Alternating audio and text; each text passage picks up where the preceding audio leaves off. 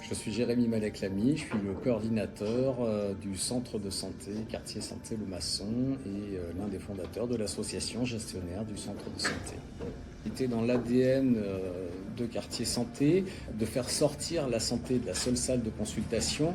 Donc pour nous avoir réussi ce pari de la démocratie en santé, les patients s'emparent eux-mêmes de leur propre santé et de celle de leur environnement direct. L'objectif premier, c'était que les patients se sentent concernés par leur propre santé, qu'ils ne viennent pas consommer la santé, mais qu'ils soient acteurs de leur propre santé. Poser les bonnes questions aux médecins, s'informer sur leur santé. Donc il y a eu des ambassadeurs de santé qui ont été volontaires et engagés pour travailler ensemble sur des thèmes sur la santé mentale, sur les valeurs, sur l'éducation, et un autre groupe qui a plutôt travaillé sur l'activité physique, et c'est bien fait.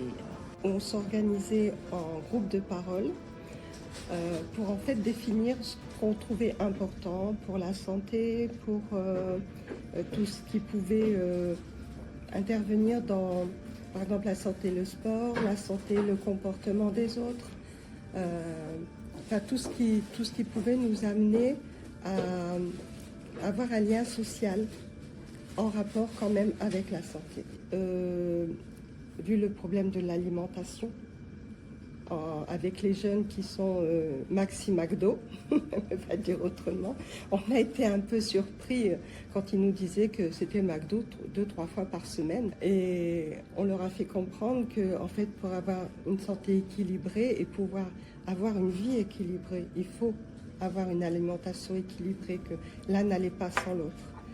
Et on a vu des jeunes qui nous ont dit « Ah ben, j'aime trop ça, mais j'irai plus qu'une fois par semaine ». Donc, on se dit que finalement, on a servi à quelque chose, parce que le fait de se rendre compte que, bien sûr, on vieillit, mais nos expériences peuvent servir à plus jeunes. Et ça nous apprend aussi à voir comment eux vivent leur société. Et ça, c'est très enrichissant. Ces deux groupes existent jusqu'à présent. Il y a un groupe qui fait partie de la marche citoyenne, qui a permis justement à des habitants, notamment isolés, à sortir de chez eux, à marcher, à se rencontrer, à tisser des liens forts. La suite, c'est qu'on arrive à toucher d'autres jeunes. Là, pour l'instant, on est peut-être encore en vase un peu clos, mais que ce soit qu'on ait d'autres jeunes qui viennent, que ceux qui étaient là en ramènent d'autres et faire grandir, quoi. Petit à petit, les actions de prévention sont prises en main par ce collectif de patients. La prochaine étape, ça va être sans doute de travailler autour d'un comité des usagers ou une implication encore plus forte.